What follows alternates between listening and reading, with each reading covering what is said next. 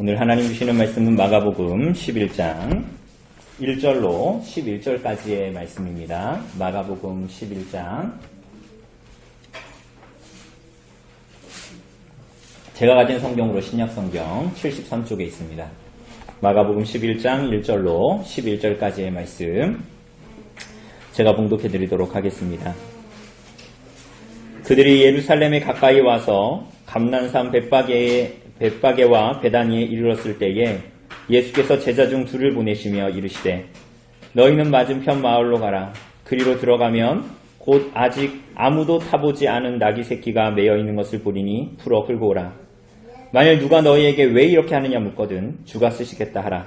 그리하면 즉시 이리로 보내리라 하시니 제자들이 가서 본즉 나귀 새끼가 문 앞 거리에 매여 있는지라. 그것을 푸니 거기 서 있는 사람 중 어떤 이들이 이르되 나귀 새끼를 풀어 무엇 하려느냐 하매 제자들이 예수께서 이르신 대로 말한대 이에 허락하는지라.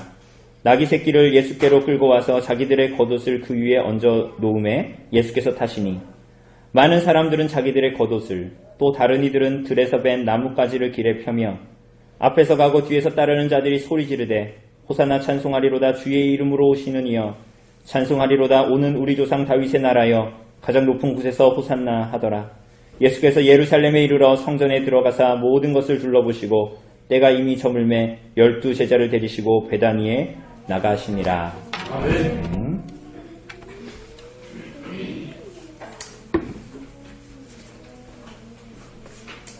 오늘 우리 사랑하는 여러분, 오늘 우리는 마가복음의 이 종착지라고 여겨지는 이 세 번째 부분의 마지막 부분에 이 서두를 열고 있습니다. 우리가 벌써 오늘 마가복음 26번째인가요? 그렇게 우리가 말씀을 나눴는데 우리가 이 마가복음은 전체적으로 보면 세 부분으로 나누어져 있는 걸 볼 수가 있습니다. 1장부터 8장 26절까지, 그러니까 이 베드로의 신앙 고백이 나오기 전까지 예수님의 갈릴리와 그 이방 지역에서의 사역, 그죠? 거기서 예수께서 가르치시고 많은 이적을 베푸셨어요. 그리고 병자들을 치유하셨지요. 그죠? 그게 첫 번째 부분이었습니다.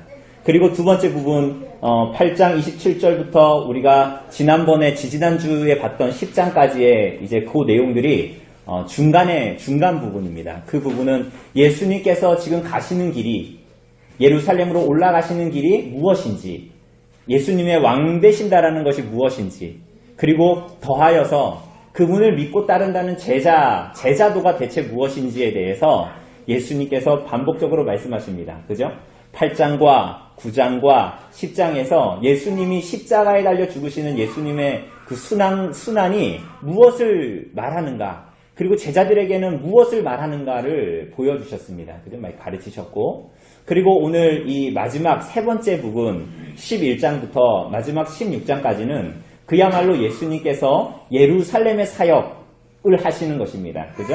그 예루살렘의 사역이라는 게 뭡니까? 예수님께서 종교 지도자들과 이제 또 보겠지만 논쟁을 하시고, 그리고 궁극적으로 예수님께서 예루살렘으로 올라가시는 이유는 우리가 이전에도 본 대로 또 이후에도 나오는 대로 6월절 절기를 지키기 위함이었습니다. 그죠?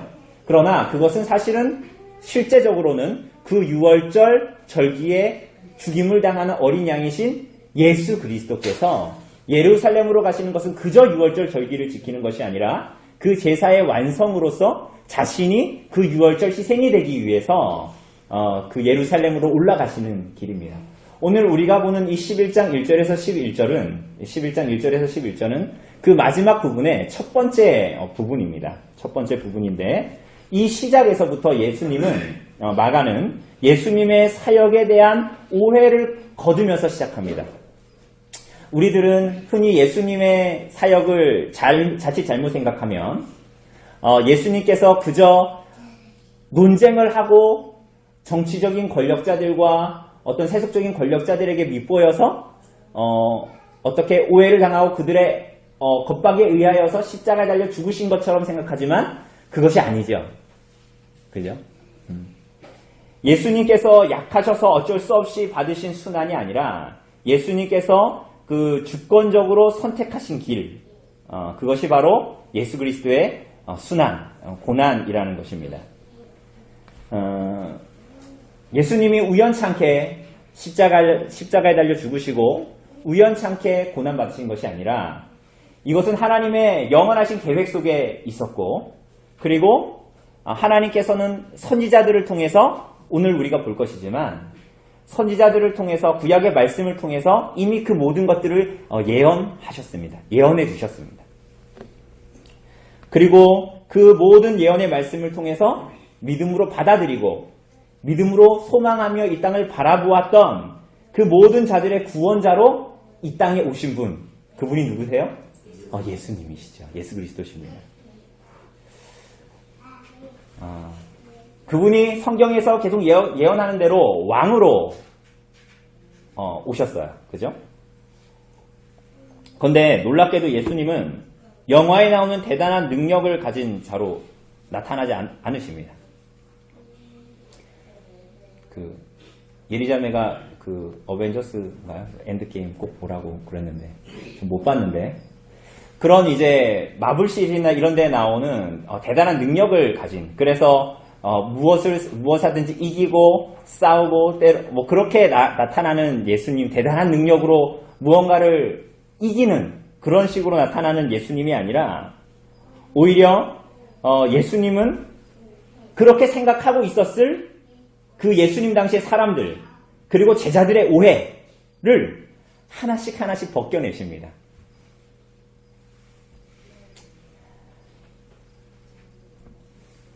그런데 이러한 오해는 사실은 오늘 우리들에게도 있죠. 그리고 우리가 지금까지도 예수님의 순환 예고 후에 제자들이 한 누가 크냐, 야고보와 요한 같은 경우에는 내가 예수님이 왕위에 오르셨을 때 좌의정 우의정 하게 해달라고 하지 않습니까? 그러니까 다른 제자들도 화를 냈죠.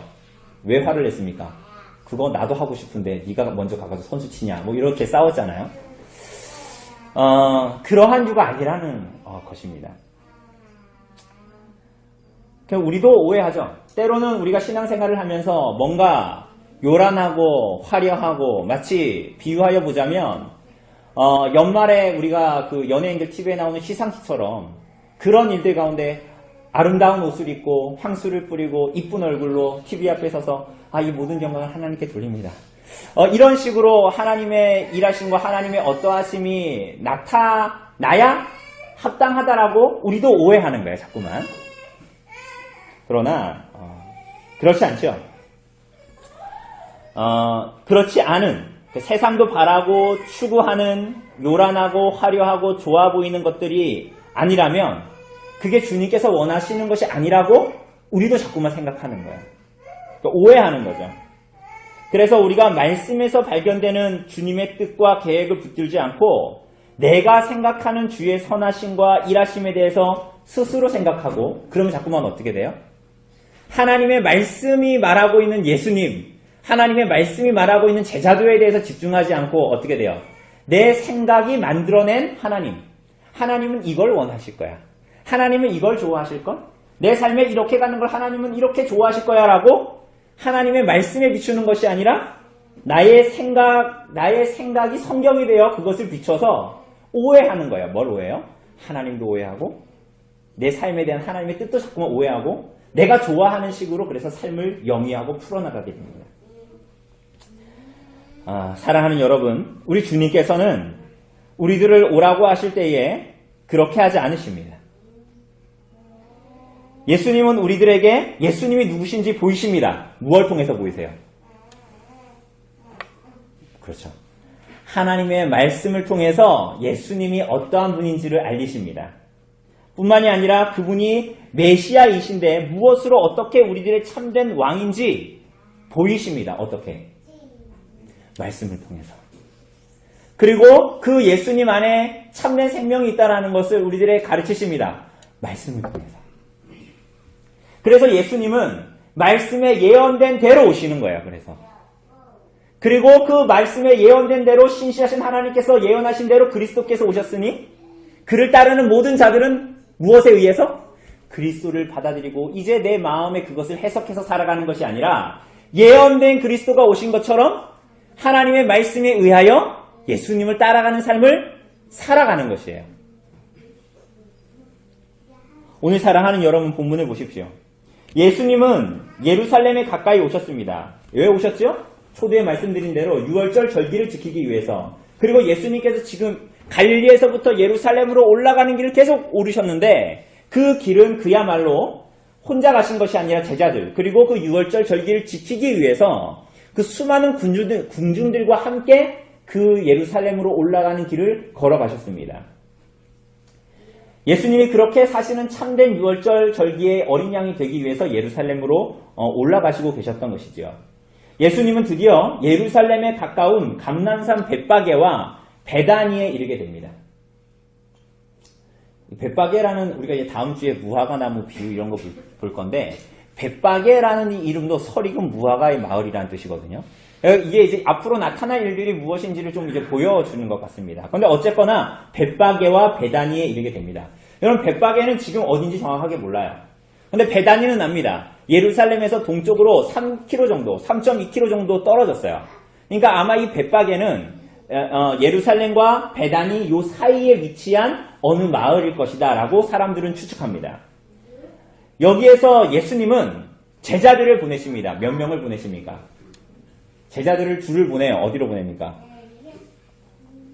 맞은편 마을로 보내십니다. 그런데 이 맞은편 마을이라는 것도, 그래서 사람들은, 많은 학자들은 이게 아마 벳바게일 것이다 라고 추측합니다. 맞은편 마을로 보내십니다. 근데 제자들을 왜 보내시죠? 거기다가 보내셔서, 이거 되게 유명한 얘기지 않습니까? 그곳에 가면 아직, 그러니까 나귀가 있을 텐데 그 나귀 혹은 망아지입니다. 그런데 그 나귀, 그 망아지가 어떤 나귀예요? 어떤 나귀예요? 아직 아무도 타보지 않은 나귀가 매여 있을 거라는 거예요. 그런데 예수님께서 그거 끌고 오라고 하시는 거예요. 그래서 제자 둘을 벳바게로 맞은편 마을로 보냅니다. 여러분, 그런데 이게 좀 이상한 거예요. 그러니까 우리는 그냥 성경은 여러분처럼 착한 마음으로, 그래, 성경은 이렇게 써져 있어. 그래, 하나님께서 참 왜 이렇게 그리스도께서 나귀를 타고, 그래, 참 그래, 예수님이 그렇게 하셨나 보다 라고 좋은 마음으로 받아들이지만, 저처럼 믿음이 없고 의심하는 사람들은 이상한 거예요. 왜 예수님이 나귀를 타고, 여러분, 예수님이 지금까지 어떻게 오셨습니까? 예루살렘으로. 예. 은희자매 지난주에 전기 자동차 탔는데, 전기 자동차 타고 오신 것도 아니고 예수님께서 어떻게 오셨어요? 예, 그러니까 그 흔한 운송수단도 타지 않으시고 걸어오셨거든요. 그죠? 가끔 배를 타고 건너시기도 했지만 그것은 예루살렘으로 오시기 위해서 배를 탄 건 아니지 않습니까? 그러니까 예수님은 걸어서 오셨는데, 여러분, 흔히 우리가 생각하기를 먼 거리를 이동할 때에 계속 걷다가 여기 앞에 3km 정도 남았을 때 뭘 타고 갑니까? 아니, 흔히 그렇게 이동하냐고요. 그렇지 않죠? 흔히 먼 거리 이동할 때 어떻게 갑니까? 시작할 때 운송수단을 타고 쭉 가서 거의 다 왔으면 어떻게 해요? 차라리 걸어가죠. 일반적으로 유대인들의 절기에 예루살렘 성전으로 갈 때 이 절기를 지키기 위해서 갈 때는 대부분 일반적인 수단이 뭐였을 것 같습니까? 걸어서 갔어요. 심지어는 그게 운송수단을 사용해도 예루살렘 성전에 가까이 올 때는 걸어서 그 길을 갔단 말이죠. 그래서 이제 유대인들의 이 전통에 의하면 이 걷지 못하는 사람은, 율법에 의하면 남자는 3번 절기에 성전에 올라가서 하나님 앞에 자신을 보여야 됩니다. 성전에서 절기를 지켜야 된다는 거죠. 그런데 만약에 걸을 수 없는 사람, 걷는데 문제가 생긴 사람은 그 절기를 지키는 것이 면제가 됐어요. 그러니까 사실은 나귀 타고 가든 뭘 타고 가든 갈 수 있잖아요. 그런데 걸어서 가지 못하는 사람은 그 절기를 지키는 것까지도 면제되었다는 거예요. 그러니까 예수님이 지금 예루살렘에 다 오셨는데, 성전에 다 왔는데 나귀를 타신다라는 것은 정상적으로 보입니까? 비정상적으로 보입니까? 상식적으로 보이지 않는 일이에요. 지금 예수님께서 나귀를 타신다라는 것은. 다리가 아프셔서 그런 게 아니라는 거예요. 지금 예수님께서. 하나님께서는 우리와 같은 자들을 구원하시기 위해서 아들을 보내셨죠? 하나님은 우리들을 구원하시기 위해서 한 사람을, 그리고 그에게서 한 민족 이스라엘 백성들을 부르셨습니다. 그리고 끊임없이 하나님께서는 그 이스라엘 백성들을 하나님께로 부르셨습니다. 그러나 끊임없이 이스라엘 백성들은 하나님의 부르심과 소명에 불순종으로 일관했죠. 듣기는 들어도 깨닫지 못하고 보기는 보아도 알지 못했습니다. 그런데 하나님께서 크신 하나님의 경륜 안에 성자 하나님을, 그리스도를 보내시겠다라고 예언하시고 때가 참에 그 아들이 오셨지 않습니까? 그죠? 그분이 예수님이지 않습니까? 그런데 이것이 이미 초두에 말씀드린 대로 예언되어진 일이라는 거예요. 스가랴서 9장 9절.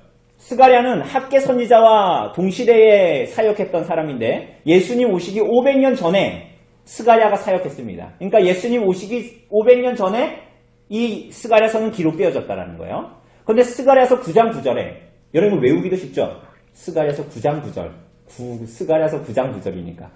9장 9절에 보면 이렇게 기록합니다. 시온에 따라 크게 기뻐할지어다. 예루살렘에 따라 즐거이 노래 부를지어다.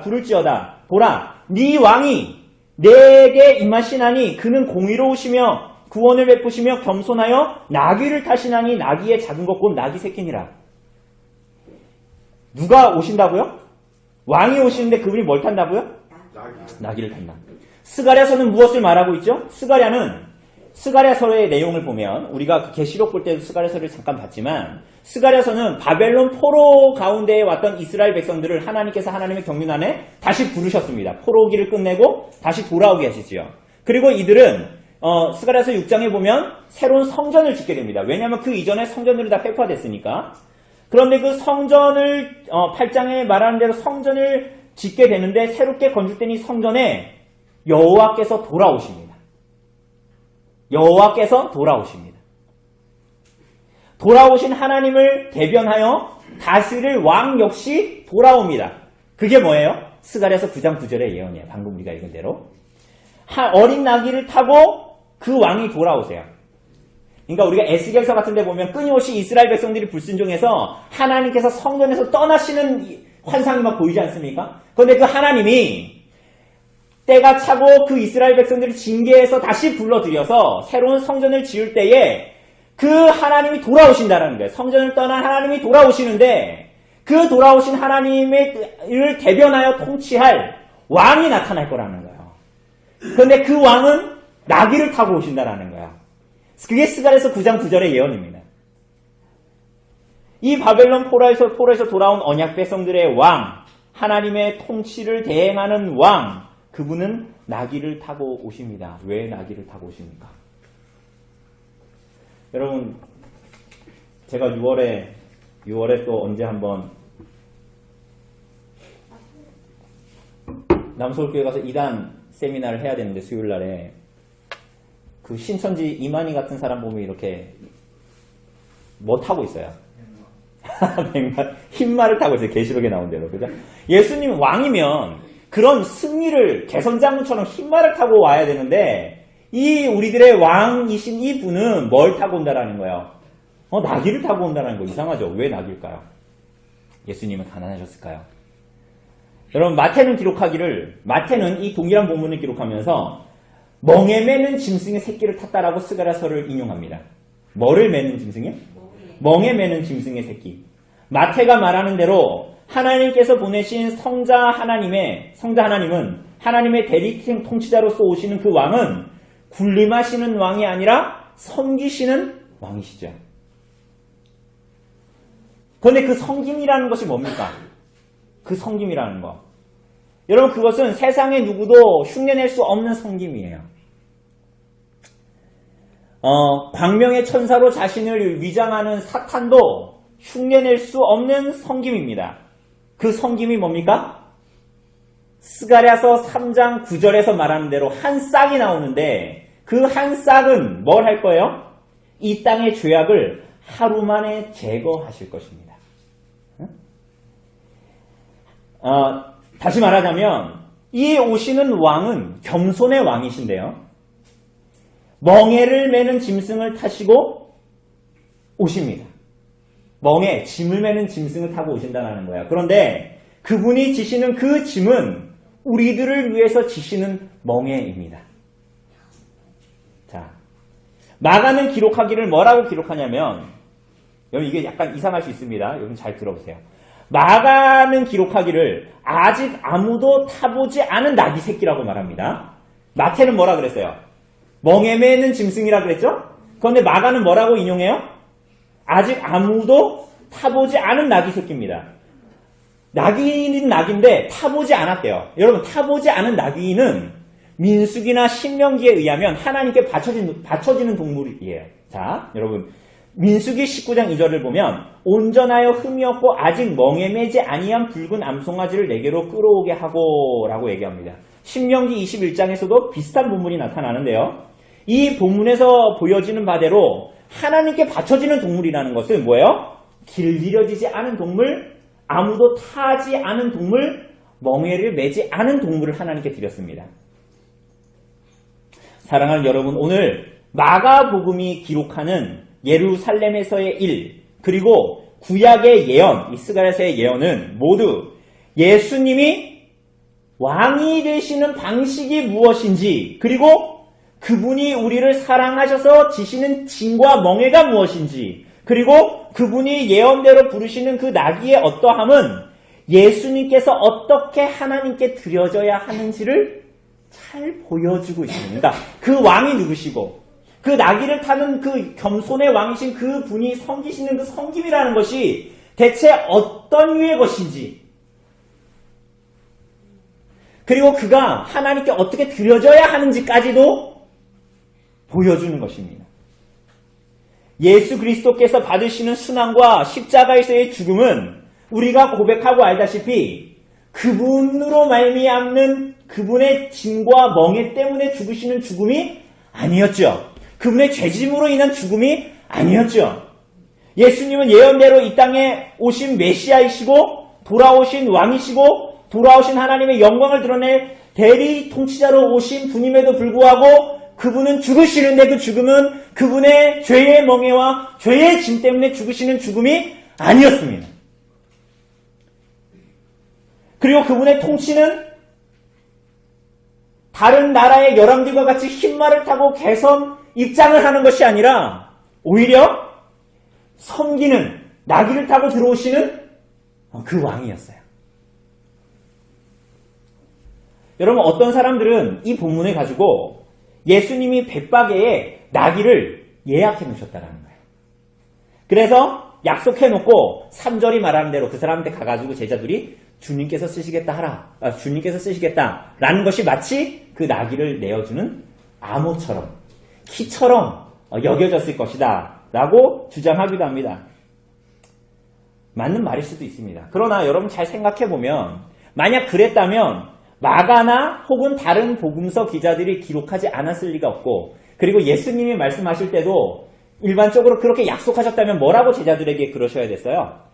어느 집에, 어느 대문에 어떻게 생긴 사람을 찾아가서 주가 보냈다고 하면 그 낙이 줄 거다, 이렇게 얘기해야지 이게 사실 상식적이고 맞는 말이지 않습니까?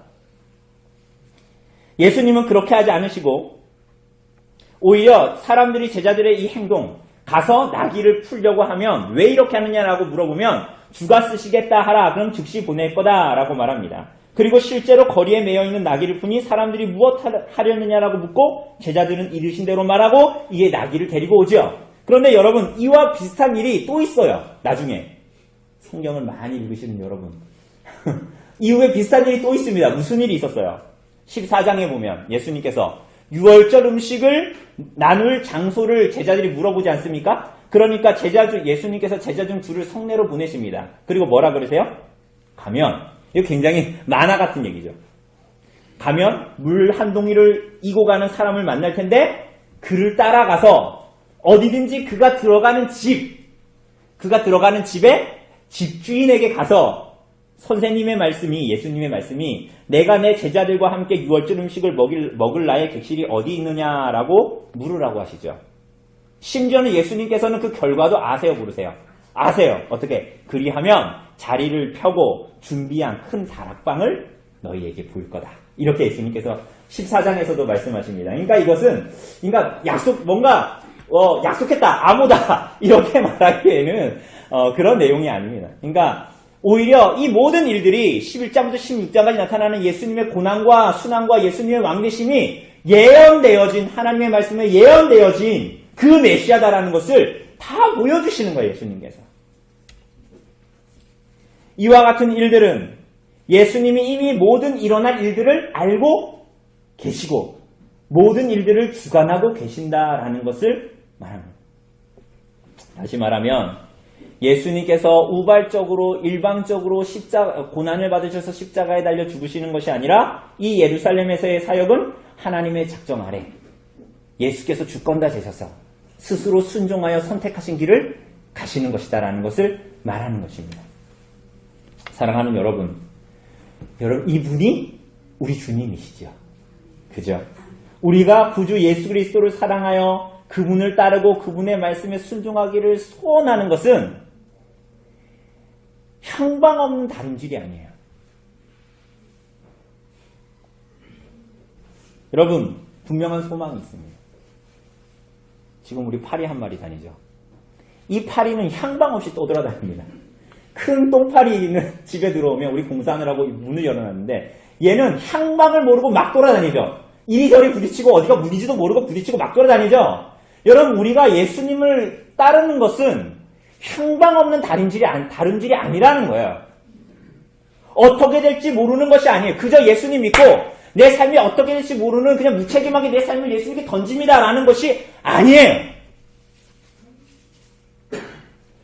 우리는 그래서 오늘도 이 그리스도를 믿음으로 의지하고 의뢰함으로 하나님 앞에 분명한 소망이 있는 다름질을 하는 사람들입니다. 놀랍게도 모든 피조물이 완전히 하나님의 손에 있어서 그분의 뜻을 거슬러 일어나는 일은 세상에 없습니다. 예수님께서 십자가에 달려 죽으시는 일을 하나님께서도 하셨고 성자 하나님께서도 하셨어요. 어쩌다가 일어난 일이 아니었어요. 그죠? 그분이 우리의 주님이신데 그리고 그래서 우리들의 삶이 그분의 손안에 있다라는 거예요. 심지어 사단의 세력마저도 하나님의 손에 있으니 우리는 그야말로 그분의 손의 양이라는 것이 그분의 손에 있는 양이라는 것이 세상에 무엇으로도 얻을 수 없는 큰 위로와 위안이라는 거야. 돈으로도 살 수 없고 사람으로도 살 수 없고 가족으로도 살 수 없고 내가 사랑하는 사람에게서도 얻을 수 없는 완전한 위로와 위안이 이 그리스도 안에 있다는 거야. 심지어 세상에 영원한 것은 없는데 우리를 집어삼키듯이 오늘도 우리들을 위협하는 수많은 존재들 혹은 세상의 많은 외침 뭐예요? 너 그거 얻지 못하면 너 그 나이 때에 그거 갖지 못하면 루저고 실패자야 라고 하는 이 세상의 모든 억압 외침이 있지만 그리고 그것이 영원할 것 같지만 그것이 영원하지 않고 오히려 영원한 것은 뭐예요? 하나밖에 없어요. 이 땅에 영구한 종속을 절대적으로 보장받은 기관은 하나밖에 없어요. 그게 뭐예요? 그리스도의 몸인 교회입니다. 그리고 그 모든 그리스도를 믿는 모든 자들이 이 그리스도의 몸인 교회에 참여케 하시고 그 안에서 영생을 누리게 하시고 그리고 그 믿음 안에서의 다름질은 교회의 삶은 향방 없는 다름질이 아니라 분명한 소망과 분명한 성취가 있는 그 다름질로 우리들을 부르셨다는 거예요. 여러분 이것은 세상이 줄 수 없는 위로와 위안입니다. 사그라지지 않고 없어질 수 없는 예언대로 예수께서 오신 것처럼 그분의 말씀이 분명히 약속하는 것입니다.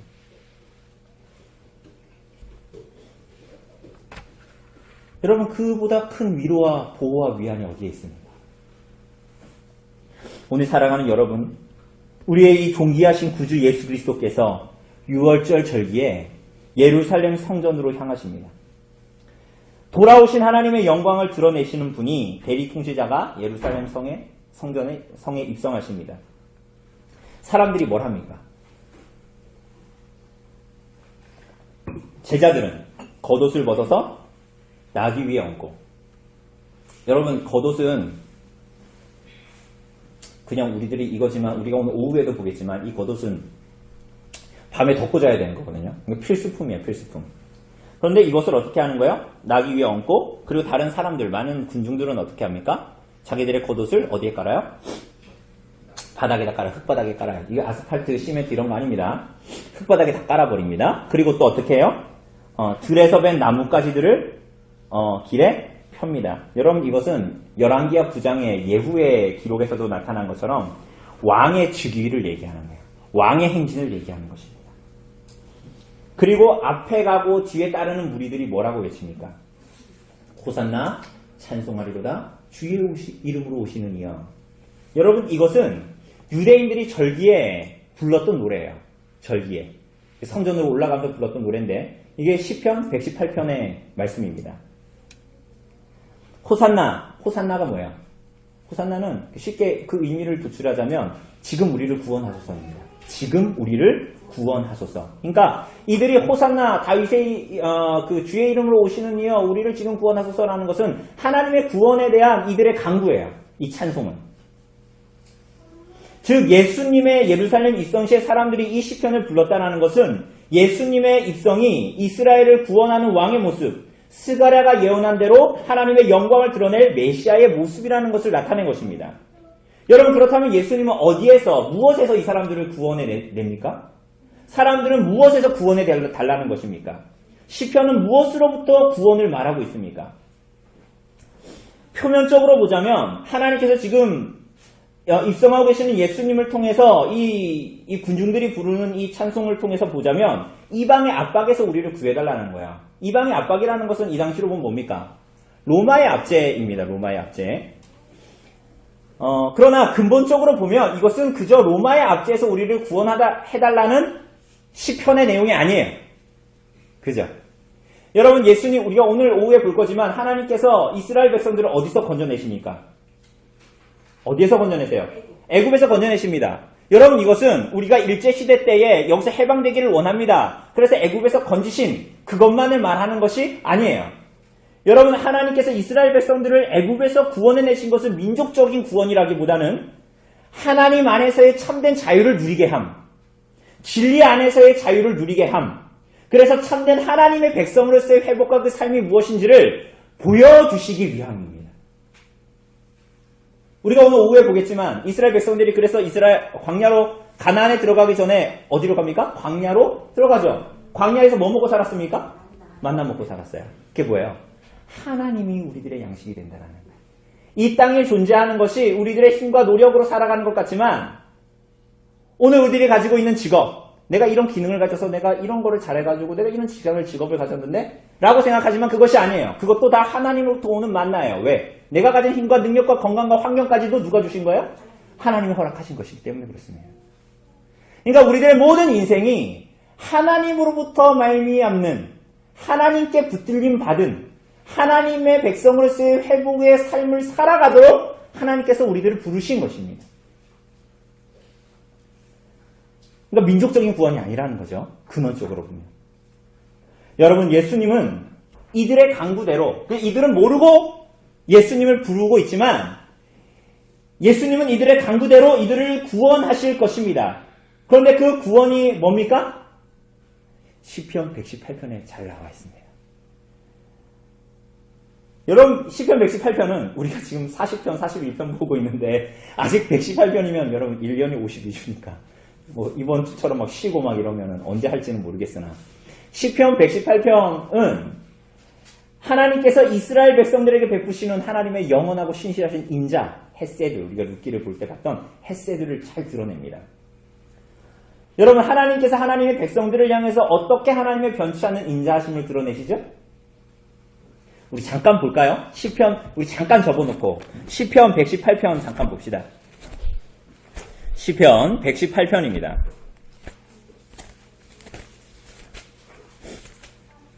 시편 118편을 보면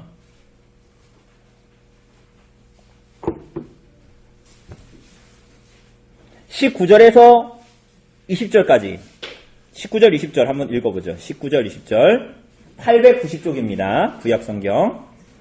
예, 19절 20절 같이 읽읍시다. 시작. 내게 의의 문들을 내가 그리로 들어가서 여호와께 감사하리로다. 이는 여호와의 문이라 의인들이 그리로 들어가리로다.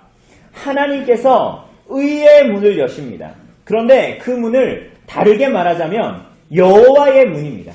19절 20절이 말하는 대로 이는 여호와로 말미암는 문, 여호와께서 세우시는 문이 있는데 그 문으로 하나님의 백성들을 인도하셔서 구원하신다라는 거예요. 그런데 그 문은 어떻게 세워집니까?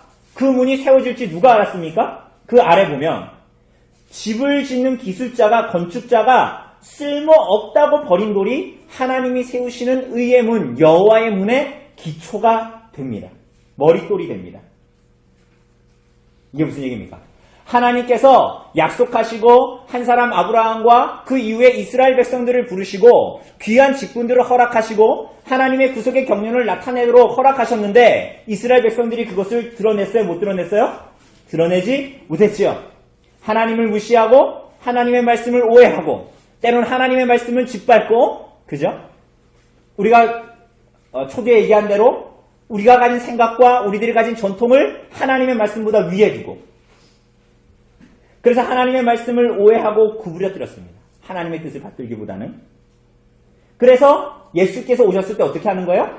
그 돌을 버리는 거예요. 하나님께서 행하신 이 기이한 일, 건축자들, 하나님께서 이스라엘 집에 하나님께서 세우신 건축자들, 쉽게 얘기하면 종교 지도자들, 그들이 거절하고 버린 그 바 된 예수님이 오히려 하나님께서 친히 그를 어떻게 하신다고요? 의와 구원과 생명의 문을 세우는 머릿돌을 삼으신다. 그래서 이분이 어떻게 된다라는 거예요? 여호와의 문, 의의 문, 요한복음에 의하면 양의 문이 되시는 예수 그리스도를 지시하고 있는 거예요. 그런데 그분이 오시면 그 여호와의 문, 의의 문, 양의 문이 되시는 그분이 오시면 언약 백성들이 어떤 찬송을 부를 거라는 거예요? 26절이 말하는 대로 호산나 지금 우리를 구원하소서 주의 이름으로 오시는 이여 라고 찬송할 거라는 거예요. 이것은 우리가 10장에서 봤던 바디메오의 외침과 같이 예수님을 맞은 자들이 다윗의 자손이여 주의 이름으로 오시는 이여 라고 외침으로 말미암아 하나님께서 세우신 의와 구원과 생명의 문이 바로 다윗의 자손으로 오시는 메시아이심을 증거하는 거라는 거예요. 사랑하는 여러분, 그분이 하시는 이 위대한 역사는 어떻게 나타납니까? 대단한 영웅들처럼 나타나지 않습니다. 우리 모두는 그런 메시아를 기대합니다. 그죠? 어벤져스에 나오는 그런 메시아를 기대합니다. 혹은 우리 스스로가 그런 사람이 되기를 원하기도 합니다. 때로는 그런 사람을 추종하고 좇기를 원하기도 합니다. 그러나 우리 구주 예수 그리스도의 예루살렘 입성은 무엇을 말하는 것입니까? 무엇을 위함입니까? 십자가에서 죽으시기 위함입니다. 주의 고난과 죽으심, 이것이 하나님의 완전한 통치를 나타내는 방법이에요. 그러니까 어벤져스 같지 않아요. 하나님은. 예수님은. 그분의 사역은 섬김, 죽음, 고난.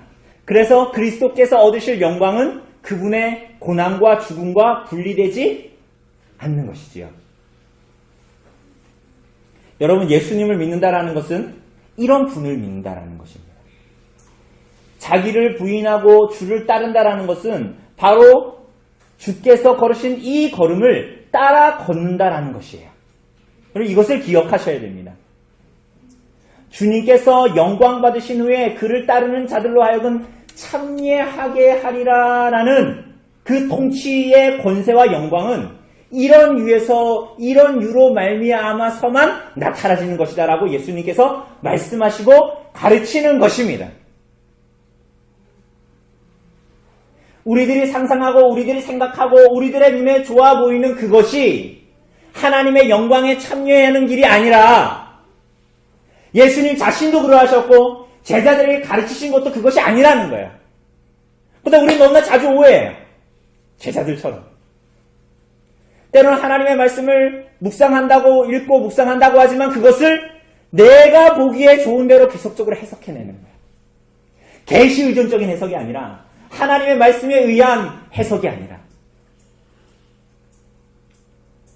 사랑하는 여러분, 예수님은 이렇게 예루살렘에 입성하십니다. 예수님은 성전에 들어가시죠.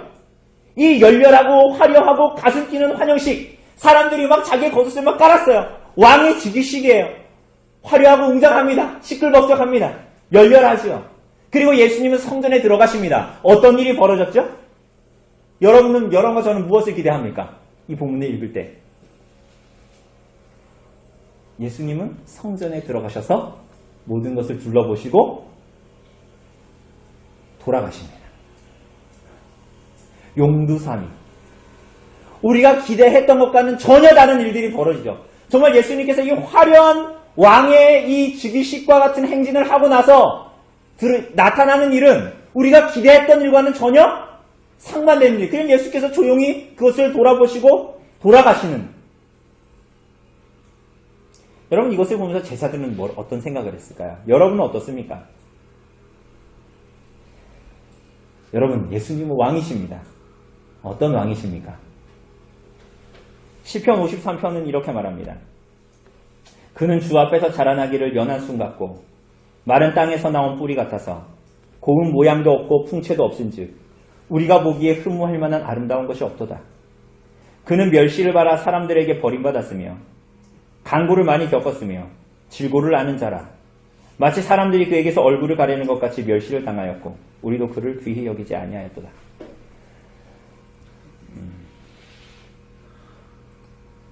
여러분 위에 공사하느라고 위에 있는 짐들을 창고로 옮겼는데 그 창고에 있던 것 중에 하나가 예수님이 양을 치시는 일종의 성화 그림이었어요. 거기에 보이는 예수님은 어떻게 생기셨습니까? 네? 저처럼 생기셨습니까? 잘생기셨죠? 사람들이 흠모할 만한 것을 가지신 것 같죠. 그러나 본문은 그렇게 전혀 성경은 그렇게 말하지 않아요. 마른 땅에서 나온 뿌리 같아서 고운 모양도 풍채도 없은즉 우리가 보기에 흠모할 만한 아름다운 것이 없도다. 예수님은 세상이 보기에 보잘것없는 메시아예요. 예수님은 사람들이 보기에 보잘것없는 메시아, 건축자들이 보기에 집 짓기에 합당하지 않은 버림돌이에요. 그분을 따르는 제자들의 제자도는 성도들과 교회가 그분을 믿고 따르는 삶은 세상이 보기에 또 사모스럽고 요란하고 화려한 것이 아닙니다. 대단한 옷을 입고 대단한 것들을 뽐내고 향수를 뿌리고 아름다운 모습을 하고 하나님께 영광을 돌립니다 라고 말하는 것으로 해결되어지는 이유가 아닙니다. 세상이 보기에 보잘것없는 메시아의 십자가의 죽음을 통해서 우리가 이후에 15장 16장을 보면 그렇게 숨기심을 보고서 비로소 이방의 백부장이 뭐라고 고백하죠? 이 사람은 진실로 하나님의 아들이었도다 라고 고백한 것과 같이 구주 예수 그리스도를 따르는 제자도는 바로 이와 같은 것입니다. 아름다운 모습을 하고 대단한 화려한 모습을 하고 하나님께 영광을 돌립니다 라고 사람들에게 말하는 이유로 하나님의 영광 그리스도의 교회 그런 식으로 나타나지 않는 것입니다. 십자가에서 그리스도께서 죽으심을 보고 비로소 이방의 백부장이 이는 진실로 하나님의 아들이었도다 라고 고백한 것과 같이 그분을 따르는 제자도의 삶, 교회의 삶, 성도의 삶도 그와 동일한 것입니다. 우리 아이들이 요즘에 부르는 요리문답, 소요리문답, 송, 일문답 뭡니까? 사람의 제가 음이 기억이 안 나서 사람의 제일 되는 목적은 하나님을 영화롭게 하고 그분을 영원히 즐거워하는가. 근데 그것은 여러분과 제가 상상하고 생각하는 이유가 아닐 가능성이 매우 높습니다. 여러분, 오늘 마가는 왜 이 본문을 기록할까요? 예수님이 예루살렘에 입성하는 이 위대한 순간에 이 왕의 입성에 세상도 열광하는 믿음에 대한 잘못된 생각들, 하나님에 대한 잘못된 관념들, 스스로의 마음 안에서 생각하고 묵상한 내용의 결과들로 하나님께서 자기 삶에 원하는 것이라고 주장하는 것, 세상과 같이 내가 좋고 편안하고 안락한 삶으로 들어가는 것이 제자가 되는 것이라는 잘못된 생각에 대해서 오늘 본문은 경고합니다. 승리의 입성 이후에 그들이 생각하고 꿈꾸었고 스스로 이렇게 돼야지 하나님이지, 이렇게 돼야지 메시아지, 이렇게 돼야지 그리스도이지라고 생각했던 모든 생각들, 장밋빛 미래, 무지개가 뜨는 삶, 좌의정과 우의정이 되는 꿈, 그런 식으로 그리스도께서 우리를 따라오라고 부르신 부름이 아니라는 거야. 사랑하는 여러분, 그리고 오히려 오늘 본문은 우리들에게 묻습니다. 어떻게 예수님을 따르고 충성할지를 여러분과 저에게 묻습니다. 우리가 자기 소유를 그리스도께 맡기고 마치 군중과 제자들이 그 겉옷을 주님 앞에 펴놓은 것처럼 우리가 이해하기 힘들 때에도 그분의 명령에 순종할 수 있는지 맞은편 마을에 가서 매여 있는 나귀를 풀어오라는 명령과 같이 여러분은 여러분의 생을 다해서 그런 거 거창하게 말고 여러분의 일상생활에서 그분을 영화롭게 하고 여러분의 삶에서 그 겉옷과 같은 것들을 찾아 그분 앞에 깔고 그 흙바닥에 기꺼이 여러분의 소중한 것들을 깔고 그 가지와 같은 것들을 찾아 그분을 환영하고 그렇게 그분의 오심을 기뻐하십니까? 여러분의 삶에 그분을 그렇게 환영하십니까? 근데 그것은 우리가 원하는 그림이 아닐 수 있다니까요. 아니면 그분을 따른다고 하지만 그분에게서 실제적으로는 여러분의 인생에서 아무런 실제적인 권력이 없는, 마치 비유하자면 바지 사장과 같이 이름은 걸어놓고 실제적인 권력은 예수님께 있지 않고 다 나에게만 몰두되어져 있는, 그렇게 예수님을 붙들어서 명목상의 지위만 주님께 주고 사실은 모든 힘은 자기가 가지고 모든 판단은 자기가 가지고 있고 그래서 명목상의 주님의 이름을 걸어놓고 자기는 명목상의 제자로서 이 땅을 살아가고 있지는 않습니까? 우리 사랑하는 여러분, 성경을 잘 읽으셔야 합니다.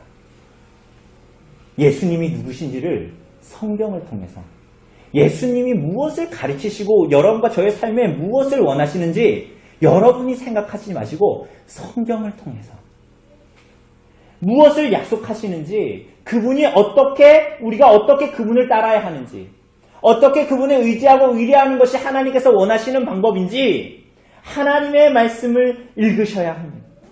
성부께서 성자를 보내시고 십자가에 죽으시기까지 그 아들을 내어주신 이유와 목적을 성경에서 찾으셔야 합니다. 여러분의 생각에서, 여러분의 오염된 마음에서 그것들이 마치 해석의 도구인 양 스스로 생각하고 해석하는 것들을 버려야 합니다. 여러분의 생각으로 하나님께서는 이러실 것이다 라고 생각하지 마십시오. 하나님의 말씀이 여러분들에게 무엇을 말씀하시는지 귀를 기울이셔야 합니다. 여러분, 그리스도는 어떤 분이라고 성경이 여러분에게 소개합니까? 그리스도의 사역이 무엇이었다고 성경이 여러분에게 소개합니까? 그리스도인은 어떤 사람이어야 한다고, 그리스도인은 어떻게 살아야 한다라고 성경이 여러분에게 소개합니까? 여러분, 이러한 것들을 그리스도, 하나님이 누구시고 그분의 사역과 우리들의 삶의 목적을 여러분 스스로 재단하지 마십시오. 하나님은 이런 것을 원하실 것이다, 이것을 기뻐하실 것이다 라고 생각하지 마십시오. 성경을 읽고 성경의 안내를 받아 그것을 순전하게 믿음으로 받아들이십시오. 다르게 얘기하면 성경 계시에 의존하여 사색하고 묵상하십시오. 마치 우리가 십계명을 통해서 하나님의 말씀을 묵상하고 그 말씀, 하나님의 말씀, 그 계시에 의존하여 도출되어진 결론을 가지고 이 땅을 살아가는 것처럼 성경에 의존한 사색과 묵상을 하십시오.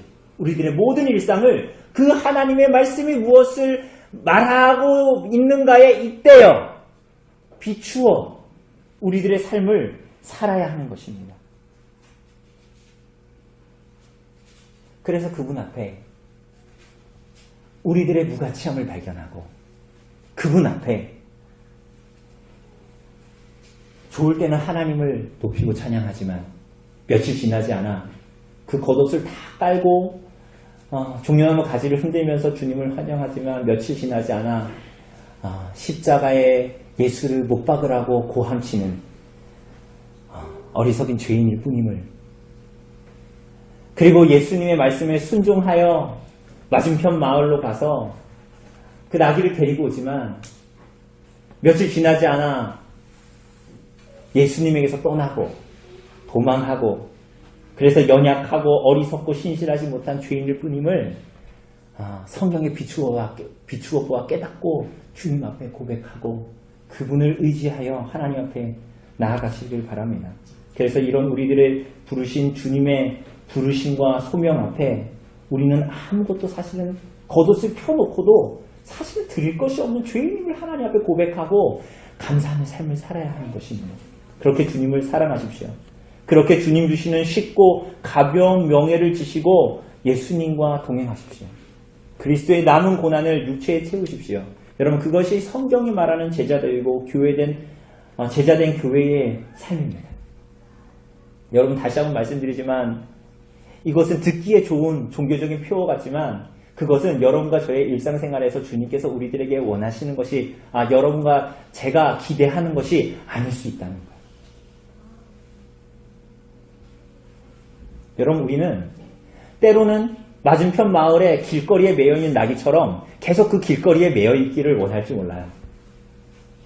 예수님의 부름 말고 그 길에 매여있는, 거리에 매여있는, 그 거리라는 말이 2번이나 반복됩니다. 오늘 보면. 그 길에 매여있는 나귀처럼 그냥 주변에 있는 사람들이 매여준 짐, 그 멍에 그게 더 익숙하고 좋다라고 여길 수도 있어요. 그래서 맞은편 마을로 끌고 가는 예수님의 제자들의 손이 달갑지 않을 수 있어요. 그러나 그리스도께서 지어주시는 짐과 멍에가 우리를 정말 생명으로 인도하는 것이에요. 그분을 등에 태운 나귀가 그 길거리에 있는 나귀보다 행복한 나귀인 거예요.